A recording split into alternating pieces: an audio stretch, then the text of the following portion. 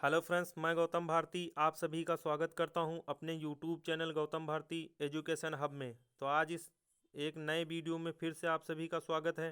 तो इस वीडियो में हम डिस्कस करेंगे 25 मोस्ट इम्पॉर्टेंट हिस्ट्री के क्वेश्चन आंसर परीक्षा में पूछे जाने की महत्वपूर्ण संभावना है। तो चलते हैं, देर न करते हुए वीडियो को शुरू करते हैं। वीडियो को अंत तक जरूर देखें। वीडियो अच्छी लगे तो लाइक एंड सब्सक्राइब जरूर करें। तो चलते हैं, वीडियो का पहला क्वेश्चन है, चीनी यात्री फाहियान किसके शासनकाल में भारत आया था? Option A Kanishka, option B Chandragupta प्रथम, ऑप्शन सी चंद्रगुप्त द्वितीय, ऑप्शन डी हर्षवर्धन। तो चीनी यात्री फाहियान किसके शासनकाल में भारत आया? तो इसका राइट आंसर होगा ऑप्शन सी चंद्रगुप्त द्वितीय के शासनकाल में चीनी यात्री फाहियान भारत आया था। नेक्स्ट क्वेश्चन, कालिदास की किस कृति की गिनती विश्व की 100 प्रसिद्ध साहित्यिक कृतियों में होती है? इसका राइट आंसर क्या होगा? कालिदास की कौन सी कृति है जिसकी गिनती 100 प्रसिद्ध विश्व प्रसिद्ध 100 साहित्यिक कृतियों में गिनती होती है? Option A Ritu Samhar, option B Meghadutam, option C Abhigyan Shakuntalam, option D Kumar संभवम।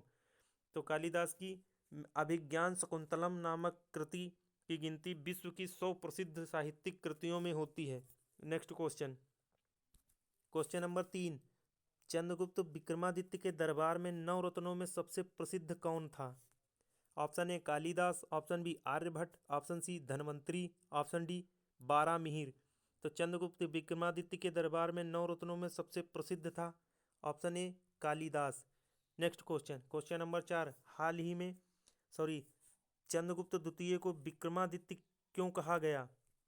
Option A उसकी उज्जैन शासकों पर विजय के फलस्वरूप, ऑप्शन बी उसकी विभिन्न विजयों के फलस्वरूप, ऑप्शन सी धार्मिक गुरुओं के आदर्शों के फलस्वरूप, ऑप्शन डी उपरोक्त में से कोई नहीं।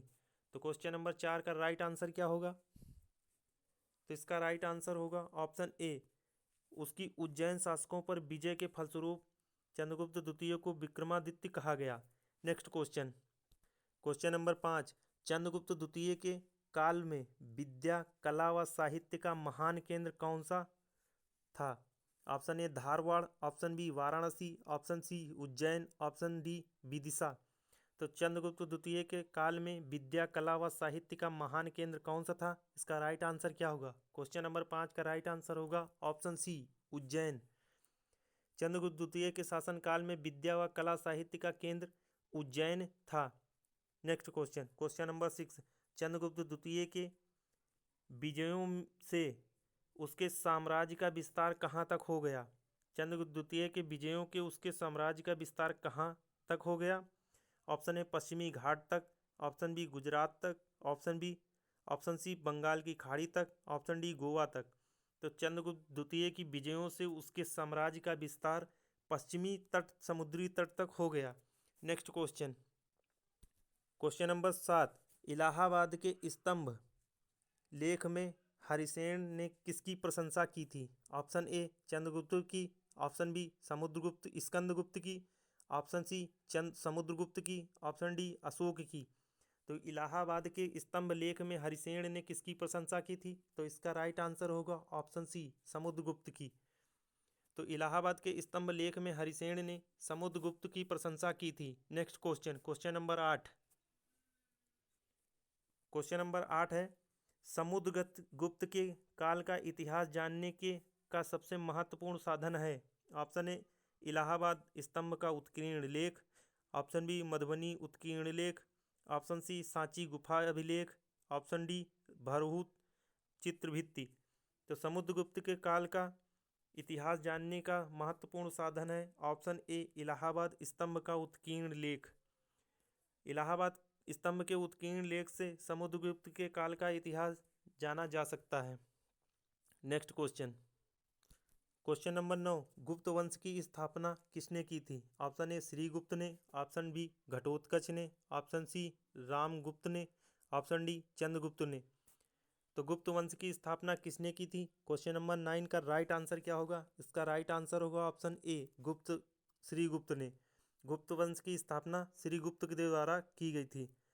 क्वेश्चन नंबर 10, किस वंश को भारत की संस्कृति में स्वर्ण युग कहा जाता है? किस वंश को भारत की संस्कृति में स्वर्ण युग कहा जाता है? ऑप्शन ए मौर्य वंश को, ऑप्शन बी गुप्त काल को, ऑप्शन सी वर्धन काल को, ऑप्शन डी कुषाण वंश को। तो भारत की संस्कृति में स्वर्ण युग गुप्त काल को कहा जाता है।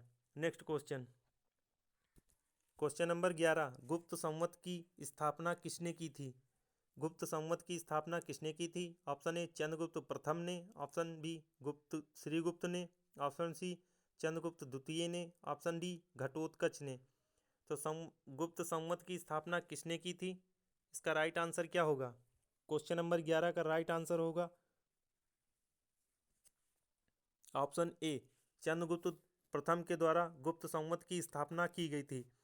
क्वेश्चन नंबर 12 है, बिंबिसार ने अपनी राजवैद्य जीवक को किस राज्य के राजा की चिकित्सा के लिए भेजा था? तो बिंबिसार ने राजवैद्य जीवक को किस राज्य के राजा की चिकित्सा के लिए भेजा था? Option A Kaushal, option B Anga, option C Avanti, option D Vaishali. तो बिंबिसार ने राजवैद्य जीवक को किस राज्य के राजा की चिकित्सा के लिए भेजा था? तो इसका राइट आंसर क्या होगा? क्वेश्चन नंबर 12 का राइट आंसर होगा ऑप्शन सी अवंती के राजा की चिकित्सा के लिए बिंबिसार ने राजवैद्य जीवक को भेजा था। Next question, question number 13, Bharat पर आक्रमण करने वाला पहला विदेशी कौन था? भारत पर आक्रमण करने वाला पहला विदेशी कौन था? Option A Cyrus, option B Darius प्रथम, option C Agrammes, option D Xerxes. तो इसका राइट आंसर क्या होगा? क्वेश्चन नंबर 13 का राइट आंसर क्या होगा? भारत पर आक्रमण करने वाला पहला विदेशी कौन था? तो इसका राइट आंसर क्या होगा? क्वेश्चन नंबर 13 का राइट आंसर होगा ऑप्शन ए साइरस। भारत पर आक्रमण करने वाला पहला विदेशी साइरस था। नेक्स्ट क्वेश्चन, क्वेश्चन नंबर 14, सैंधव सभ्यता के महान स्नानागार कहाँ से प्राप्त हुए? सैंधव सभ्यता के महान स्नानागार कहाँ से प्राप्त हुए? ऑप्शन ए मोहनजोदड़ो से, ऑप्शन बी हड़प्पा से, ऑप्शन सी लोथल से, या फिर कालीबंगा से। तो सैंधव सभ्यता के महान स्नानागार कहाँ से प्राप्त हुए? क्वेश्चन नंबर 14 का राइट आंसर क्या होगा? इसका राइट आंसर होगा ऑप्शन ए मोहनजोदड़ो से। महान स्नानागार मोहनजोदड़ो से प्राप्त हुए। Next question, question number 15, Shakya राजवंश के किस राजकुमार ने महान धर्म की स्थापना की थी? शाक्य राजवंश ने किस राजकुमार ने एक महान धर्म की स्थापना की थी? Option A Vardhaman Mahavir, option B Siddhartha, option C Ajatashatru, option D Ashok. तो शाक्य राजवंश के किस राजकुमार ने महान धर्म की स्थापना की? तो इसका राइट आंसर होगा क्वेश्चन नंबर 15 का राइट आंसर होगा ऑप्शन बी सिद्धार्थ के द्वारा शाक्य राजवंश सिद्धार्थ के द्वारा महान धर्म की स्थापना की गई। क्वेश्चन नंबर 16, क्वेश्चन नंबर 16 है, बौद्ध धर्म के प्रवर्तक गौतम बुद्ध का जन्म कब और कहाँ हुआ था? बौद्ध धर्म के प्रवर्तक गौतम बुद्ध का जन्म कब और कहाँ हुआ था? इसका राइट आंसर क्या होगा?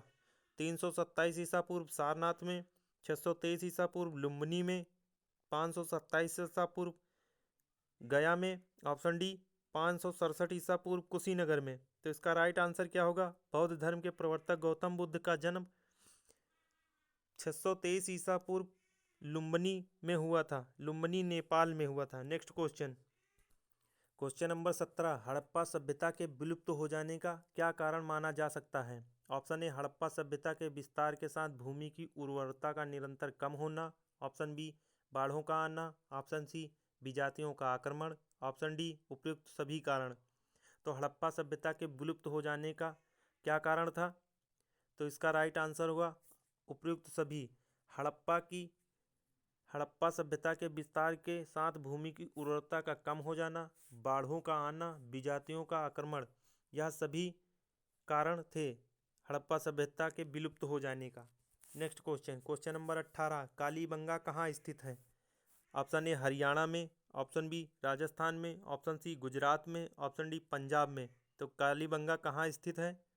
तो इसका राइट आंसर क्या होगा? क्वेश्चन नंबर 18 का राइट आंसर होगा ऑप्शन बी कालीबंगा राजस्थान में स्थित है। Next question, question number 19, Sindhu घाटी सभ्यता के लोगों का धर्म प्रमुखता किस पर आधारित था? ऑप्शन ए पशु और मानव बलि पर, option C option B Shiv के विभिन्न रूपों में की पूजा पर। ऑप्शन सी मातृ देवी की पूजा पर। ऑप्शन डी प्रकृति पूजा पर। तो सिंधु घाटी सभ्यता के लोगों का धर्म प्रमुखता किस पर आधारित था? तो 19 का राइट आंसर क्या होगा? इसका राइट आंसर होगा ऑप्शन सी मातृ देवी की पूजा पर। सिंधु घाटी सभ्यता के लोगों का धर्म प्रमुखता मातृ देवी की पूजा पर आधारित था। Next question, question number 20। Harappa सभ्यता के औजार और अस्त्र मुख्यतः बनाए जाते थे लोहे के, पत्थर के। ऑप्शन सी तांबा, टिन और कांस के। ऑप्शन डी लोहे और कांस के। तो हड़प्पा सभ्यता के औजार और अस्त्र मुख्यतः बनाए जाते थे किससे? तांबा, टिन और कांस के। हड़प्पा सभ्यता के औजार और अस्त्र मुख्यतः बनाए जाते थे तांबा, टिन और कांस के। Next question, question number 21।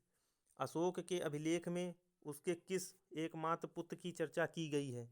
Option A Mahendra, option B Tivar, option B Jalauka, option D Kunal. तो अभी अशोक के अभिलेख में उसके किस एकमात्र पुत्र की चर्चा की गई? इसका राइट आंसर क्या होगा? क्वेश्चन नंबर 21 का राइट आंसर क्या होगा? तो इसका राइट आंसर होगा ऑप्शन बी तीवर। अशोक के अभिलेख में उसके तीवर नामक एकमात्र पुत्र तीवर की चर्चा की गई है। Next question, question number 22। Jain ग्रंथों की रचना किस लिपि में हुई थी? ऑप्शन ए प्राकृत लिपि में, ऑप्शन बी पाली लिपि में, ऑप्शन सी खरोष्टी लिपि में, या फिर देवनागरी लिपि में। क्वेश्चन नंबर 22 का राइट आंसर क्या होगा? तो जैन ग्रंथों की रचना ऑप्शन ए प्राकृत लिपि में की गई थी। नेक्स्ट क्वेश्चन, क्वेश्चन नंबर 23 है। वैदिक काल के लोगों ने धातुओं का प्रयोग किया, उनमें कौन पहला धातु था? उनमें कौन सा पहला धातु था? ऑप्शन ए तांबा, ऑप्शन बी सोना, ऑप्शन बी चांदी, ऑप्शन डी लोहा। तो वैदिक काल के लोगों ने धातुओं का प्रयोग किया, उसमें उनमें कौन सा पहला धातु था? तो इसका राइट आंसर होगा ऑप्शन ए वैदिक काल के लोगों के द्वारा प्रयोग की जाने वाले पहली धातु थी तांबा। Next question, question number 24। सूर्य देवता सावित्री को संबोधित प्रसिद्ध गायत्री मंत्र किसमें उल्लिखित है? सूर्य देवता सावित्री को संबोधित प्रसिद्ध गायत्री मंत्र किसमें उल्लिखित है? ऑप्शन ए ऋग्वेद संहिता में, ऑप्शन बी छंदोग्य उपनिषद में, ऑप्शन सी कठोपनिषद में, ऑप्शन डी ऐतरेय ब्राह्मण में। तो सूर्य देवता सावित्री को संबोधित प्रसिद्ध गायत्री मंत्र ऋग्वेदिक संहिता में उल्लिखित है। नेक्स्ट क्वेश्चन, वीडियो का अंतिम क्वेश्चन है, क्वेश्चन नंबर 25। वैदिक कालीन नदी परूषणी जिसके तट पर 10 राजाओं का युद्ध हुआ था का आधुनिक नाम क्या है? Option A Beas, option B Ravi नदी, ऑप्शन सी सतलुज नदी, ऑप्शन डी घग्गर नदी। तो वैदिक कालीन नदी परूषणी जिसके तट पर 10 राजाओं का युद्ध हुआ था, उसका नाम आधुनिक नाम क्या है? उसका आधुनिक नाम है ऑप्शन बी रावी नदी। परूषणी रावी नदी को कहा जाता था जिसके किनारे 10 राजाओं का युद्ध हुआ था। वीडियो को अंत तक देखने के लिए धन्यवाद। वीडियो अच्छी लगे तो लाइक एंड सब्सक्राइब जरूर करें, वीडियो को ज़्यादा से ज़्यादा शेयर करें। मिलते हैं अगले वीडियो में, तब तक के लिए धन्यवाद।